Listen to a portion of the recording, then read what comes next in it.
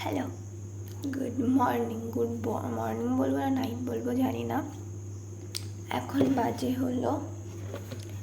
বাজে হলো রাত 4:30। আমার কাছে ঘড়ি নেই, আমি বাইরে এটা জাস্ট দেখাচ্ছি।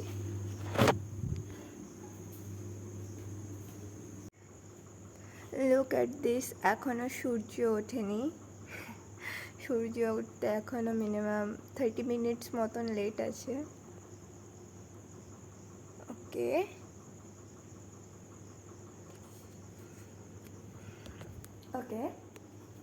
তো আগে স্নান করে আসি, তারপরে দেখা।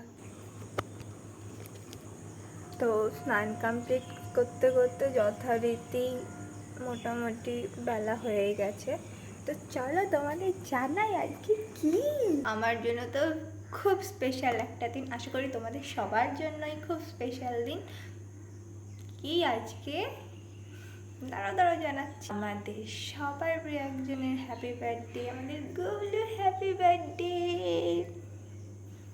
सारे बोलो हैप्पी बर्थडे, जोर से बोलो हैप्पी बर्थडे, दिल खोल के बोलो हैप्पी बर्थडे। ভোরবেলার বাইরেটা একটু বেশি সুন্দর, তাই না? সকালবেলায় জানলার ধারে বসে ভোরটা একটু এনজয় করছিলাম। দেন একটু বেলার দিকে পড়ানো ছিল, তো 12টা অবধি মোটামুটি দোকানেই বসেছিলাম। পড়ানো থেকে শুরু করে এক্সট্রা যে কাজগুলো ছিল তো ওখানে বসেই করে নিয়েছি।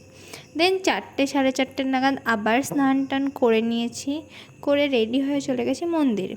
বড়মা এদিকে বড় টড়া সব করবে, বিকজ আমি এগুলো করতে পারি না, তার জন্য একটু আমাকে বলে দিচ্ছে, আমি সেগুলো একটু হেল্প করার চেষ্টা করছি।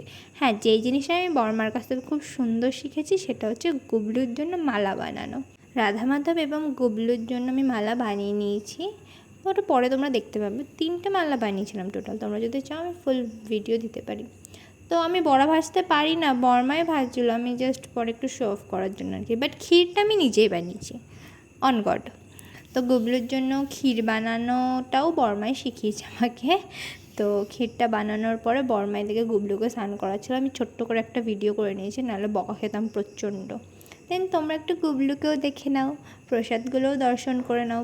সবাই বলে যে প্রসাদ দর্শনে দুর্ভোগ কাটে, তোমরা একটু প্রসাদ দর্শন করে নাও, তোমাদেরও দুর্ভোগ কেটে যাবে।